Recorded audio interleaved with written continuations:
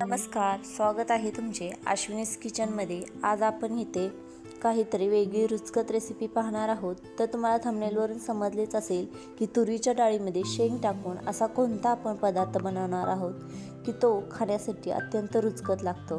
तर चला बनवायला आपण सुरुवात करूयात। तर एका कुकरमध्ये मी 1 वाटी स्वच्छ धुतलेली तूर डाळ घेतलेली आहे। इथे आपण जास्त भांड्यांचा वापर न करता एकाच कुकरमध्ये बनवून घेणार आहोत।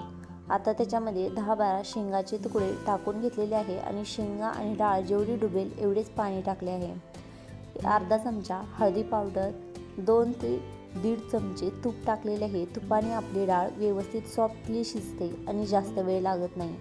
इथे मी 2 शिट्ट्या काढून घेतलेल्या आहेत। आता इथे आपली डाळ व शेंग व्यवस्थित शिजून तयार झालेली आहे। तर एका चिमट्याच्या साहाय्याने आपल्याला याच्यावरील शेंगा एक एक करून उचलून घ्यायच्या आहेत। म्हणजे जेव्हा आपण डाळ मॅश करून घेणार आहोत तेव्हा आपल्या शेंगा त्याच्यामध्ये मॅश होणार नाहीयेत। का तर जे आपण रेसिपी बनवणार आहोत त्याच्यामध्ये आपल्याला शेंगाचे तुकडे हे असेच पाहिजे आहेत। तर आता इथे सगळे शेंगाचे तुकडे मी काढून घेतलेले आहेत। आता डाळ व्यवस्थित मॅश करून घेऊया। आपल्याला इथे डाळ व्यवस्थित मॅश करून घ्यायची आहे। आता इथे डाळ व्यवस्थित मॅश झालेली आहे। तर मी एक कढाई गरम केलेली आहे।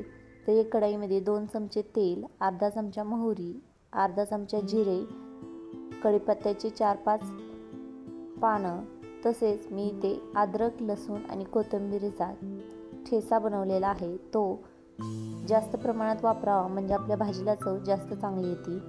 ह्याला व्यवस्थित फ्राय करावे। हलकासा गोल्डन कलर आला की म्हणायचा आपला इथे अद्रक आणि लसूण व्यवस्थित परतले आहे, कारण अद्रकला हा उग्रट वास असतो तो जायला पाहिजे। आता याच्यामध्ये मी कांदा टाकणार आहे। ऑप्शनल आहे। तुम्हाला कांदा आणि टोमॅटोचा वापर करायचा नसेल तर तुम्ही साध्या प्रकारे पण बनवू शकता। इथे मी कांदा टाकलेला आहे। कांदा 2-3 मिनिटं चांगला फ्राय करून घेतला। हलकासा त्याला गोल्डन कलर यायला सुरुवात झाला की याच्यामध्ये अर्धे टोमॅटो ॲड केलेला आहे। तुम्हाला नसेल आवडत तर तुम्ही नाही टाकले तरी चालेल। आता टोमॅटो आपल्याला 2 मिनिटं शिजवून घ्यायचे आहे म्हणजे आपले टोमॅटो मॅश होतील। तर ते शिजायला ठेवण्या अगोदर मी पावडर मसाले ॲड करत आहे। अर्धा चमचा हळदी पावडर, तसेच याच्यामध्ये चवीपुरते मीठ। आता याच्यामध्ये धने पावडर टाकलेले आहे 2 चमचे आणि इथे मी गरम मसाला अर्धा चमचा टाकलेला आहे। तुम्ही याच्या जागी गोडा मसाला पण टाकू शकता।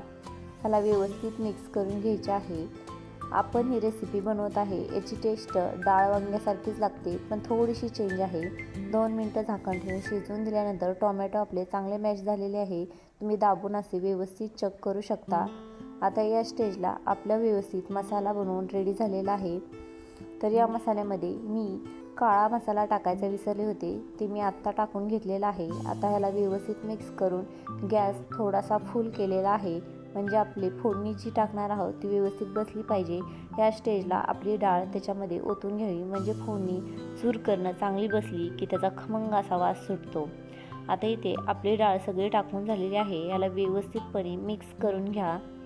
आता इथे जास्त घट्ट वाटत असेल तर तुम्हाला पाहिजे तेवढी पातळ करण्यासाठी याच्यामध्ये पाण्याचा वापर करा। थंड किंवा गरम कोणतंही केले तरी चालेल। आता इथे मला अशा पद्धतीने डाळ पाहिजे, कारण मला हे राईस आणि चपाती दोन्हीवर खायची आहे। आता याच्यामध्ये मी शिजवून घेतलेल्या शेंगा ॲड केलेल्या आहेत। शेंगा व्यवस्थित मिक्स करून घ्या आणि याला एक छान उकळी येऊ द्या।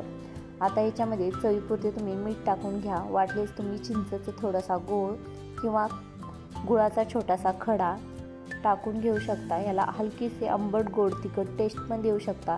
थंडीच्या दिवसामध्ये खाण्यासाठी हे सूप म्हणून पण तुम्ही खाऊ शकता। खाण्यासाठी अत्यंत रुचकर लागते।